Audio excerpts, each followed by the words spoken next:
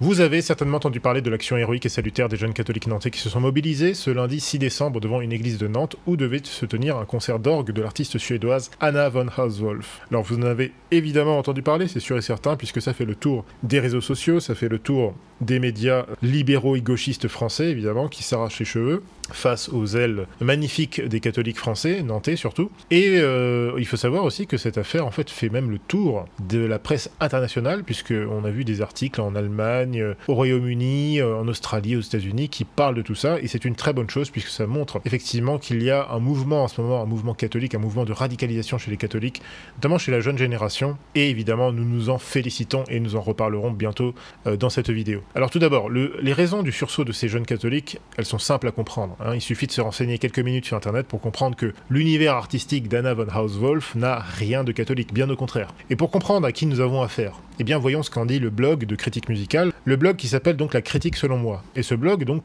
brosse un portrait assez élogieux d'un album d'Anna von Hauswolf qui est intitulé Dead Magic. Donc déjà ça vous donne une idée de l'univers musical de la dame. Donc je cite cet article: La photo de la pochette, digne des meilleurs films d'horreur, aurait dû nous mettre la puce à l'oreille. Nous aurions dû fuir cette jeune fille exposée sur un fond rouge sang qui semble posséder. Il faudra bien sûr faire quelques concessions avant d'accepter les tortures mentales de Dead Magic. Mais une fois que nous serons habitués aux ténèbres, nous ne pourrons alors que vénérer les harmonies sataniques de la grande prêtresse Anna von Hauswolf. Fin de citation. Donc déjà, ça vous donne... je pense que cet article est tout à fait au clair. Je pense que c'est un critique musical ici qui connaît bien l'artiste et qui, à mon avis, apprécie de façon correcte la teneur, effectivement, de cet univers musical. Alors, autre exemple, le même blog qualifie le titre Ugly and Vengeful, donc qui est aussi sur cet album d'Anna von Hauswolf, je cite, de synthèse de l'album en forme de messe païenne qui célèbre le mariage de la spiritualité et des instincts primaires. On part d'un dark ambiante contemplatif, pour ne pas dire liturgique, pour basculer progressivement dans un sabbat horrifique où la sauvagerie le dispute avec la folie. Fin de citation. Et dans la chanson Pills, tirée de l'album Singing from the Grave, donc chantée depuis la tombe, on peut y entendre Anna von Hauswolf scander pendant de longues minutes qu'elle, je cite, a fait l'amour avec le diable. Donc voici l'artiste que les autorités conciliaires ont jugé, non seulement à Nantes, mais aussi à Paris et ailleurs en Europe, à Bruxelles et dans d'autres églises en Europe. Voici ce que l'univers musical, ou en tout cas le genre d'artiste, que les autorités conciliaires estiment bon d'inviter. Voilà. Il y a plusieurs choses à commenter ici. Je vais revenir sur les conciliaires, je vais y revenir tout de suite. Mais avant ça, j'aimerais d'abord saluer l'initiative courageuse et très nécessaire donc, des catholiques nantais contre ce concert impie et profane. Je salue surtout la supervision pastorale, ou en tout cas la présence des prêtres nantais fidèles à la tradition, qui ont, par leur simple présence, joué un grand rôle dans ce sursaut magnifique. Et donc je salue ici l'infatigable abbé Guépin, bien connu à Nantes, mais aussi les prêtres de la Fraternité Saint-Pédis, qui se sont aussi joints à cet effort purificateur. Car il s'agit bien de ça, c'est un effort purificateur. Il faut que nous purifions effectivement cette société, c'est vraiment, je pense, le grand minimum.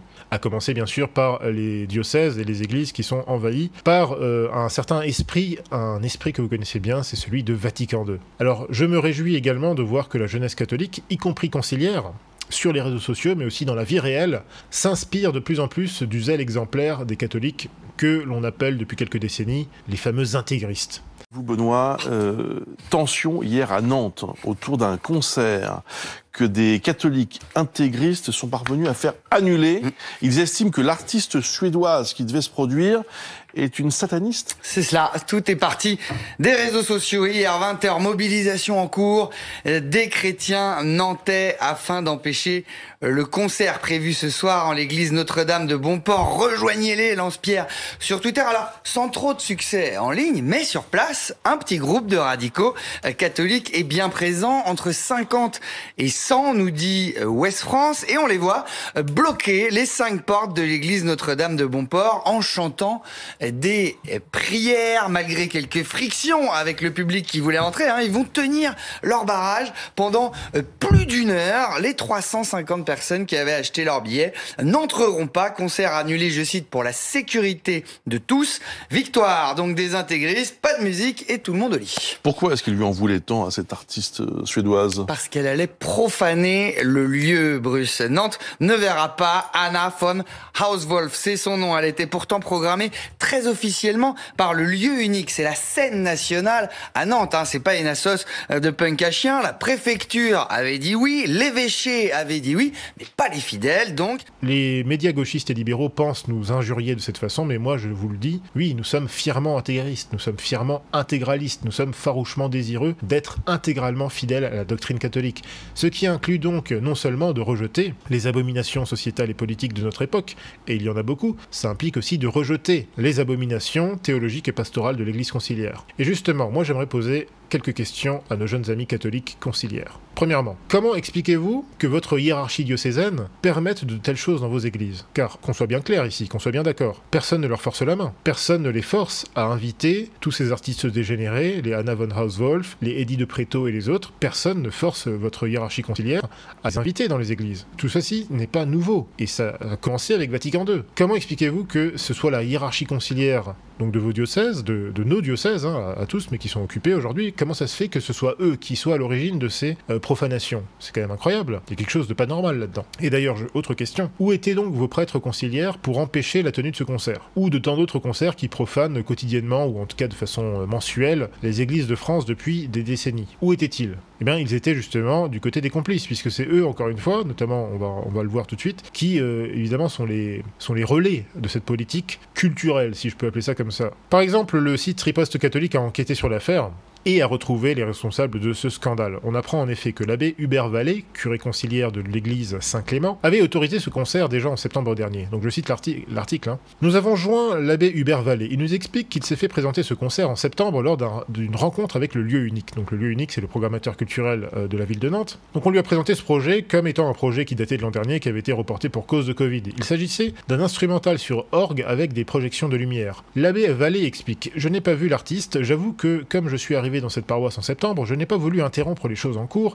et j'ai fait confiance un peu aveuglement. Je n'ai pas eu la curiosité élémentaire de regarder qui était cet artiste et quelles étaient ses œuvres. L'abbé Vallée affirme que la mairie ne lui a pas forcé la main. Si j'avais dit non en septembre, il n'y aurait pas eu de concert. Et il avoue regretter amèrement et ne conteste pas que l'artiste soit peu recommandable, mais il affirme aussi qu'il ne se voyait pas annuler le concert du jour au lendemain. Riposte catholique lui demande, compte tenu du caractère ouvertement sataniste de certaines œuvres, s'il compte organiser une messe de réparation et une cérémonie de réconciliation. Et il répond « Je ne compte pas faire de cérémonie de réconciliation. De fait, je n'envisage pas que ce soit une profanation, sinon je ne l'accepterai pas. Ce concert a déjà été donné dans des églises et dans des cathédrales. Il n'est peut-être pas nourrissant spirituellement, mais ce n'est pas une profanation. » Fin de citation. Ah, nous sommes rassurés. Bon, il y a plusieurs choses à dire ici. Tout d'abord, à la décharge du curé Vallée, il faut bien dire qu'il est visiblement un nouveau venu dans la paroisse et donc il n'a fait que suivre un programme qui était déjà établi bien avant son arrivée. Mais cela dit, l'intéressé, donc le curé Vallée, n'est pas sans responsabilité ici. Lorsqu'on est en charge d'une paroisse, a priori, on est quand même au courant de ce qui s'y passe. On est quand même surtout au courant lorsqu'un concert profane y est organisé, y est prévu, alors que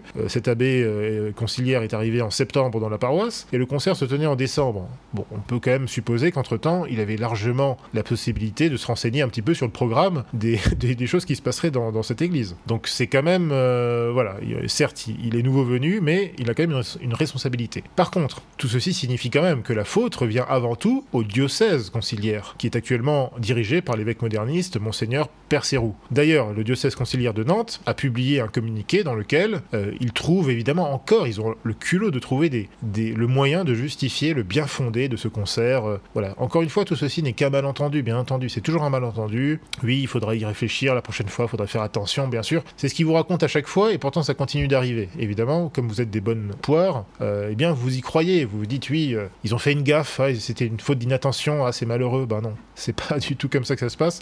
Et je vais vous montrer pourquoi, évidemment, ce genre de scandale continue d'arriver. Je vais vous aider à trouver les sources du problème. Et à la décharge d'ailleurs de l'artiste suédoise Anna von Hauswolf, il faut dire une chose. À sa décharge, à elle, eh bien, il faut dire que ce genre de concert dans les églises, déjà de base, ce type de concert est déjà scandaleux et profanatoire. Peu importe qu'il s'agisse d'un concert d'Anna von Hauswolf, d'un concert d'Eddie de Pretto, comme on l'a vu il y a quelques mois là, donc à l'église Saint-Eustache à Paris, c'est même pas tellement une question de que ce soit Anna von Hauswolf ou une autre, ou un autre. Non, les concerts n'ont rien à faire dans les églises. Là je parle des concerts vraiment, si vous voulez, profanes. Si c'est un concert, évidemment, ou plutôt une représentation lyricale, par exemple, voilà, qui a un but liturgique, en fait, qui a un but vraiment liturgique. Ça peut se concevoir, ça s'est fait traditionnellement. Mais des concerts, peu importe que ce soit de l'orgue ou que ce soit n'importe quoi d'autre, ou des concerts même de type de Glorious, par exemple. Glorious, je suis désolé, ça n'a rien à faire dans une église. Ça n'a rien à faire avec la tradition de l'église. C'est de l'électropop, d'accord, et avec des thèmes chrétiens, ok, ils ont qu'à faire ça dans une MJC ou dans une salle de concert quelque part, mais ça n'a rien à faire dans une église. Ça ne se prête pas du tout à la fonction d'une église, qui est d'honorer la majesté divine. Hein, ce n'est pas une église, ce n'est pas un lieu, si vous voulez, de rencontre culturelle ou que sais-je. Mais justement, on va y revenir. Vous allez comprendre pourquoi, justement, ce genre de concert est organisé par la hiérarchie conciliaire elle-même. Encore une fois, ce ne sont pas les autorités, ce ne sont pas les mairies, c'est pas l'État non plus qui force les curés conciliaires et les évêques conciliaires à tenir ce genre de concert. Hein. On leur force pas la main du tout. Non, ce sont les autorités modernistes qui organisent ça. Donc moi, l'autre question que je pose à nos amis catholiques conciliaires, qui sont braves évidemment, ce sont des braves gens de bonne foi, sont des amis, mais ils sont beaucoup trop naïfs. Voici la question que moi je pose. Depuis quand exactement c'est devenu la norme de tenir des concerts dans les églises et dans les cathédrales? Oui, alors vous avez déjà deviné, évidemment, depuis Vatican II. Et je vais vous en apporter la preuve tout de suite. Mais certes, déjà, vous savez que moi j'essaye de ne pas toujours tout mettre sur le dos de Vatican II. Ça c'est trop facile. Parce que avant Vatican II, on avait déjà vu dans l'église ce genre de type d'abus. Par exemple, le pape Eugène IV avait déjà en son temps condamné avec virulence les festivals qui se tenaient parfois dans certaines églises. Mais il faut dire deux choses. Tout d'abord, qu'il s'agissait d'abus vraiment très isolés, qui furent immédiatement condamnés. Et pas genre condamnés, du genre juste avec de façon un petit peu discrète ou quoi que ce soit, non. La condamnation du pape Eugène IV, c'était dans le concile de Bâle, Ferrare, Florence. C'est-à-dire une condamnation dans le magistère lui-même. Où avez-vous entendu des condamnations fermes de la part des papes conciliaires ou de la hiérarchie conciliaire vis-à-vis de tout ça? Et même si on... Même si parce que j'ai vu des personnes, évidemment, qui tentent de dire « Oui, mais à telle époque, dans les années 80, la conférence épiscopale de je ne sais où a déclaré qu'il fallait faire attention aux abus liturgiques et qu'il fallait bien réserver les églises à la célébration liturgique ou je ne sais quoi. » Mais comment expliquez-vous que ce soit les mêmes autorités qui organisent tous ces abus, tous ces concerts? C'est quand même incroyable. Donc ces gens condamnent des choses et en fait, ils appliquent ou ils organisent les choses qu'ils condamnent. Il y a quand même un problème. Bref, tout ça pour dire qu'avant Vatican II, bien sûr, on a déjà vu ce genre de type d'abus. Hein, ça a toujours existé. Mais ça a été très rapidement condamné, parce que ce type d'abus, notamment, c'était vraiment courant dans certaines régions, notamment à la fin du XIIIe siècle, début du XIVe siècle, fin du XIVe siècle, début du XVe siècle, notamment dans des régions, un peu par chez nous, hein, dans la région rhénane, donc dans les Allemagnes du Sud, aussi un petit peu en Italie, notamment dans le Nord, je crois. Et c'est un peu ce genre d'abus qui ont préfiguré un petit peu aussi après la révolution protestante, malheureusement. Mais il faut savoir que l'Église a réagi. Hein, on le voit avec le pape Eugène IV, qui a réagi de façon très sévère, hein, en condamnant la chose clairement, et donc ces abus ont été très vite réprouvés. À l'inverse, depuis Vatican II, les pseudo-papes conciliaires qui ont ouvert les fenêtres des églises, hein, selon la formule de Jean XXIII, évidemment, y ont laissé entrer toutes sortes d'esprits impurs et profanes, en particulier les concerts et les représentations les plus délirantes. Et donc ces abus sont désormais directement organisés par ceux qui prétendent être les pasteurs légitimes de l'Église. Et je vais vous donner maintenant un exemple très concret de tout ça. L'un des pionniers en la matière, donc de concerts organisés dans les églises,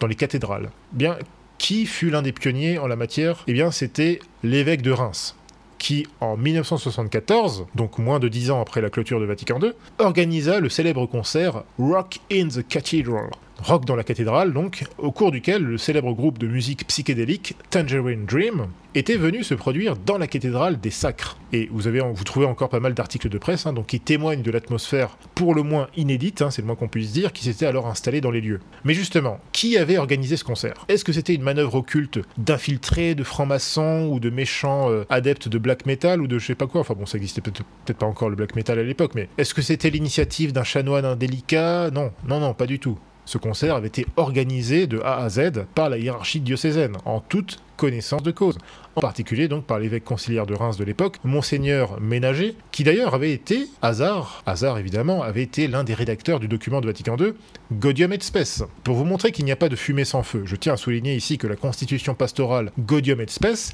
avait pour ambition, je cite, de définir le rôle et l'action de l'Église dans le monde de ce temps. Or, voici ce que déclarait justement le père Bernard Gouraud, qui était justement le délégué épiscopal du diocèse de Reims, justement à l'occasion du concert Rock in the Cathedral. Je cite, « Dans un monde moderne, la cathédrale doit réclamer sa fonction première de lieu de rencontre humaine au moyen de diverses disciplines, telles que l'art musical. De là, de nouvelles possibilités d'échange entre les hommes peuvent naître. » Fin de citation. Donc, chers amis, si vous vous demandez pourquoi les églises sont envahies de ce genre de concerts profanes, eh bien comprenez que cela ne tient pas du tout du hasard ou de l'inattention de votre clergé moderniste. Eh bien non. Si ces concerts se sont généralisés depuis quelques années, c'est tout simplement parce que cela découle de la pastorale de Vatican II. Il faut absolument que vous vous réveilliez là-dessus et que vous en soyez conscient. Arrêtez avec les excuses bidons, du genre c'est une gaffe, ils étaient pas sûrs, ils savaient pas, machin truc. Non, ils organisent ça de façon volontaire. C'est eux qui organisent tout ça. Et d'ailleurs, quels avaient été les rares catholiques à s'opposer à ce genre de profanation dès les débuts de la Révolution conciliaire? Évidemment, les méchants intégristes. Toujours eux. C'était les seuls. Et surtout à l'époque là de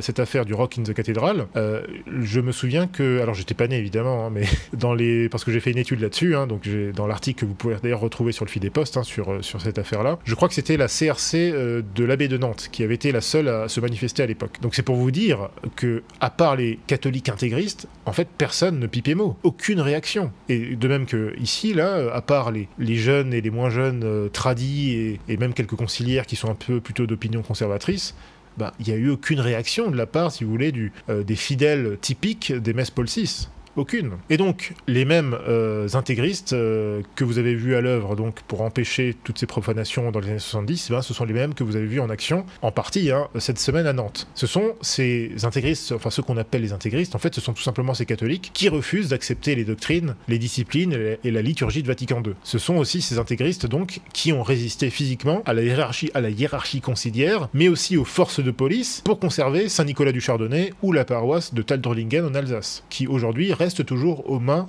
de la tradition. Imaginez ce que serait aujourd'hui Saint-Nicolas du Chardonnay si tous ces prêtres traditionnalistes à l'époque n'avaient pas fait le coup de force. Aujourd'hui, Saint-Nicolas du Chardonnay, il y aurait des concerts exactement comme ça se passe à Saint-Eustache ou dans d'autres paroisses conciliaires. Et je crois que ça me fait vraiment pas de mal de rappeler tout ça à la jeune génération qui connaît pas forcément cette histoire et qui s'étonne encore de la tiédeur du clergé conciliaire. Ah, comme c'est étonnant. Moi je vous dis les amis, réveillez-vous. Comprenez bien que cette tiédeur que vous déplorez, je le sais, vous le déplorez, vous en avez marre. Vous le voyez bien que ces clercs conciliaires sont complètement tièdes. Comprenez que cette tiédeur vient directement du poison de la doctrine conciliaire. Parce que là encore, moi je ne veux pas...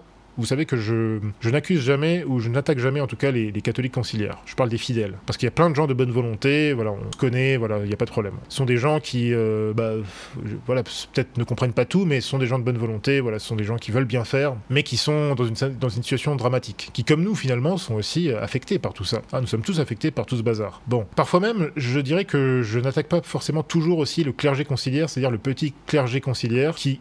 en partie, pour certains d'entre eux, je pense notamment à des gens comme l'abbé Horowitz, sont des gens qui veulent bien faire en fait, qui sont bien intentionnés, mais qui sont constamment rabaissés, attaqués, amoindris par leur propre hiérarchie et par les doctrines de Vatican II. En fait, ce sont des gens qui se cognent en permanence contre un mur, et ce mur c'est Vatican II. Et ils comprennent pas que c'est ça le problème en fait. Et donc, cette tiédeur, comme je le disais, elle vient directement du poison de la doctrine conciliaire. Et donc, cette coupable absence de zèle qu'on retrouve chez beaucoup de clercs conciliaires, ce n'est pas de la simple prudence, ce n'est pas de l'obéissance légitime, c'est de la complicité avec les forces du mal, tout simplement. Et encore une fois, moi je me réjouis de l'énergie des jeunes catholiques conciliaires, dont beaucoup penchent de plus en plus vers la tradition, vers l'intégralisme catholique, raison pour laquelle d'ailleurs nous les soutenons dans tout ce qu'ils font de bon et dans tout ce qu'ils font de conforme avec l'esprit catholique. Et je crois d'ailleurs que beaucoup de ces jeunes réalisent de plus en plus la pertinence et la nécessité de l'intégralisme catholique. Je crois aussi que l'une des raisons pour lesquelles, modestement bien sûr, le Fil des Postes est respecté par beaucoup de ces jeunes, de cette nouvelle génération, je pense que c'est parce que nous sommes en fait l'un des rares médias catholiques à régulièrement promouvoir le catholicisme politique. Parce qu'il me semble que beaucoup de ces jeunes réalisent que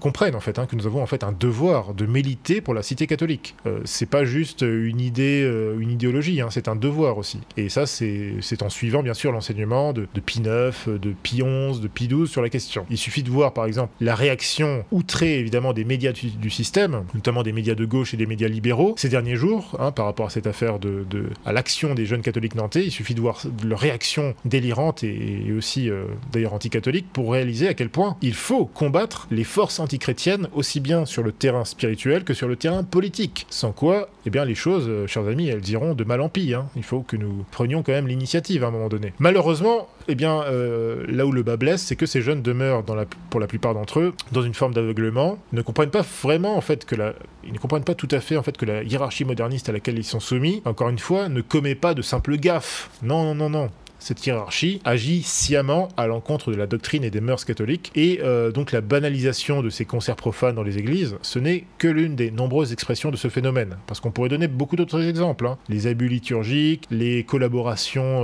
soi-disant œcuméniques, hein, sous couvert d'œcuménisme, etc., etc. Enfin, il y aurait plein d'exemples, mais là, on va rester sur le sujet, qui est donc tous ces concerts profanes. Bref, donc moi, je me réjouis, je soutiens toujours cette jeune génération de catholiques engagés, mais ma crainte quand même, ma plus grande crainte, c'est vraiment de voir cette énergie étouffée potentiellement par l'influence conciliaire. Ça, c'est vraiment ma plus grande crainte. Et en fait, je parle d'expérience, parce que il y a bientôt 10 ans, moi, en fait, j'ai pu observer les blocages infernaux qui caractérisaient les milieux conciliaires conservateurs dans lesquels j'évoluais. Hein, moi, je suis jamais passé par la Fraternité Saint-Pédis à la base. Je viens vraiment des milieux, on va dire, déjà, je viens d'une famille, enfin, j'étais dans une paroisse Novus Ordo, hein, normale, dans la paroisse de mon coin quand j'étais enfant. Après, j'étais plutôt dans les milieux Fraternité Saint-Pierre et tout ça, mais j'ai pu voir vraiment, si vous voulez, j'ai quand même pu voir un petit peu tout ce qui bloquait dans ces milieux-là. En particulier, il y a un trait récurrent, un trait très très récurrent que j'ai pu observer de façon quasiment systématique chez les conciliaires, à savoir cette espèce de mélange de peur, de pusillanimité, de confusion qui semblait constamment habiter le clergé et aussi pas mal de fidèles de ces milieux. Et en fait, je pense que cette tiédeur extrême s'explique vraiment par l'esprit de Vatican II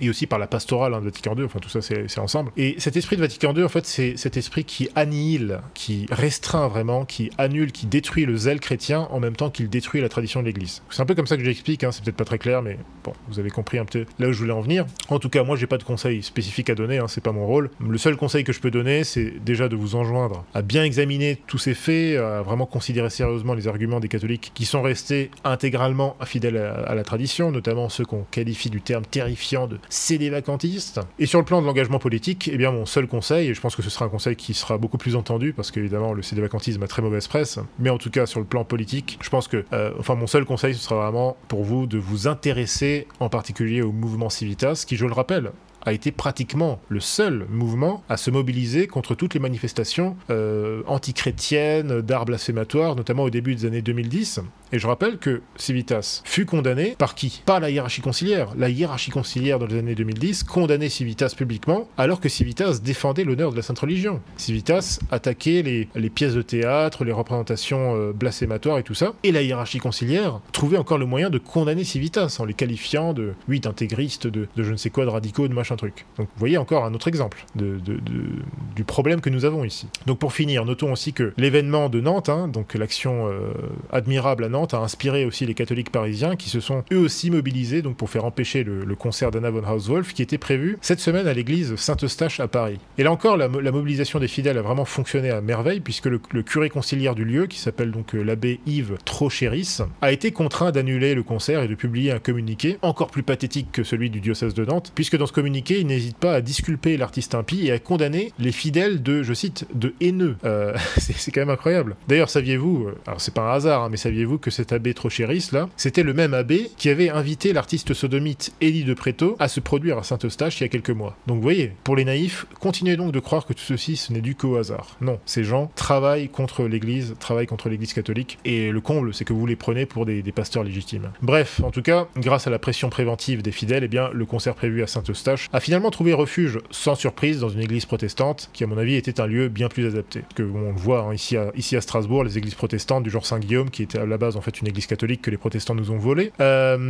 Cette église en fait elle ne sert que à faire des concerts, hein. Basiquement en fait c'est ça. D'ailleurs l'exemple nantais est désormais suivi jusqu'en Belgique puisque l'artiste suédoise doit tenir un concert le 13 décembre à l'église des Dominicains à Bruxelles, et je vous signale, donc je signale notamment à nos abonnés belges qu'il y a une mobilisation qui s'organise déjà pour faire annuler ce concert. Donc vous pouvez retrouver un article notamment sur Média Presse Info, ou rapprochez-vous alors de nos amis de Civitas si vous voulez éventuellement participer à une action donc pour faire capoter donc ce concert qui n'a rien à faire évidemment dans une église. Alors détail important, mais enfin important, c'est un détail, mais c'est quand même amusant de voir que le Salon Beige a découvert une photographie d'Anna von Hauswolf portant fièrement un t-shirt du groupe de métal Burzum. Alors pour information, Burzum c'est un groupe de... Alors c'est pas vraiment un groupe, mais peu importe, c'est une espèce de groupe musical, je sais pas comment dire ça, en tout cas c'est un projet musical de black metal qui a été fondé en Norvège par le néo-nazi païen Varg Vikernes. Alors pour ceux qui l'ignorent, Varg Vikernes a été condamné à 21 ans de prison pour un meurtre, donc dans les années 90, et il est aussi fortement soupçonné d'avoir incendié de nombreuses églises au début des années 90 dans son pays. Et je rappelle que Varg Vikernes est vraiment un bonhomme qui est radicalement anti-catholique, quelqu'un qui déteste le christianisme, et donc en plus de ça qui est un meurtrier, qui est probablement un incendiaire d'église, et qui est un néo-païen, un espèce de un type, bref, aux idées absolument détestables, et donc voilà le genre d'individu et le genre d'univers musical qui inspire Anna von Hauswolf, l'artiste qui donc est invité par la hiérarchie conciliaire. Et alors je vais quand même citer là le communiqué de l'abbé Trocheris, le curé de Saint-Eustache. Je vais quand même lire son argumentaire, parce que voici ce qu'il nous dit à propos de la musique d'Anna von Hauswolf. Disons-le d'emblée, la musique d'Anna von Hauswolf n'est pas sataniste. Elle obéit à une logique intérieure fondée sur les univers imaginaires de l'artiste. Anna von Hauswolf explore le monde de l'orgue et fait résonner l'instrument d'une manière si singulière. Sa musique défend également des causes vivement actuelles comme celle de la femme et celle encore de la nature en souffrance. Si donc j'ai décidé d'annuler le concert, ce n'est pas en raison du contenu de l'œuvre, mais bien pour des raisons de sécurité. En voyant l'événement de Nantes, au vu également des très nombreux messages hostiles que j'ai reçus, j'ai privilégié la prudence, et ceci pour protéger l'artiste et le public. Je voulais également protéger la distribution de repas aux plus démunis que la soupe organise, etc. Blablabla, d'accord. Et donc il dit encore, voilà, Saint-Eustache demeurera un lieu librement ouvert à la création artistique. Cette volonté est fondée sur le fait que l'évangile lui-même ordonne à l'amour et condamne la haine. Fin de citation. Donc voilà ce que ces imbéciles, alors je suis désolé, mais là je vais devenir un peu insultant, mais il n'y a pas d'autre façon de le dire. Voici ce que ces imbéciles et ces sales traîtres, ces sales infiltrés de clercs conciliaires vous racontent. Ce sont eux qui sont en charge des églises. Est-ce que vous vous rendez compte vraiment de la situation? Et pendant ce temps-là d'ailleurs, pour ceux qui se demandent ce que fait François pendant ce temps, sachez que François est occupé à des choses plus importantes. Par exemple, dernièrement, l'une des dernières actions de François, c'est d'avoir soutenu le groupe New Ways Ministry. Alors c'est quoi le groupe New Ways Ministry? C'est une organisation moderniste qui vise à mieux intégrer le public LGBTQ dans l'église. Donc moi je vous l'ai déjà dit, vous avez beau vous voiler la face ou vous étonner à chaque fois, mais vous verrez des choses encore plus étonnantes très bientôt. Vous êtes loin de... Enfin, là encore, je dis ça aux jeunes là, qui débarquent. Vous n'imaginez pas ce que les gens de la tradition ont pu voir dans les années 70-80. Là c'est rien du tout, hein. On a vu des choses bien pires que ça. Bon, en bref, moi je me réjouis donc que notre concept de cancel culture catholique prenne de plus en plus effet dans la réalité et que de plus en plus de jeunes catholiques conciliaires se joignent à cet effort. Et je me réjouis aussi de voir que les médias et les amateurs de musique dégénérés, ils sont tous en train de se répandre en chouinerie face au retour des méchants catholiques ultra. Et comme je le disais tout à l'heure, toute la presse internationale a repris l'affaire, donc en Allemagne, en Suède, en Angleterre, partout on en parle et c'est très très bien. C'est très très bien. Et moi je vous dis les amis, oui, faites-les trembler. S'ils vous accusent d'être des ultras, des intégristes, dites oui, nous sommes intégristes, nous sommes des radicaux. Et ne comptez pas sur votre clergé conciliaire qui accepte les légions d'honneur de la main d'ennemis déclarés de la foi et des mœurs. Voilà, ne comptez pas sur eux, mais assumez vraiment votre catholicisme jusqu'au bout, assumez la tradition, allez dans les chapelles, dans les églises traditionnelles, voilà, soutenez le clergé de la tradition, rapprochez-vous de la tradition, et petit à petit vous allez comprendre ce qui se passe réellement en fait. Ça va venir ça va être un processus surnaturel et naturel. Rapprochez-vous de la tradition et petit à petit vous allez comprendre de quoi il retourne. Et donc le temps de la peur et de la confusion doit s'achever et le temps de la sainte colère doit arriver. Et il arrivera inéluctablement, hein. C'est inéluctable. Et nous devons un petit peu prendre d'ailleurs exemple sur notre illustre ancêtre Mattathias qui avait déclaré la même chose, hein. Le temps de la peur, de la confusion s'achève, maintenant c'est le temps de la sainte colère, du zèle. Et Mattathias déclarait ça à une époque où le temple de Jérusalem était justement occupé par des traîtres et par des impies. Donc voilà chers amis, ce sera tout pour aujourd'hui. aujourd'hui. Moi, je vous dis à très bientôt pour une nouvelle émission, éventuellement sur le feed des postes. Et d'ici là, que Dieu vous garde, que Dieu vous guide, et à très bientôt. Salut.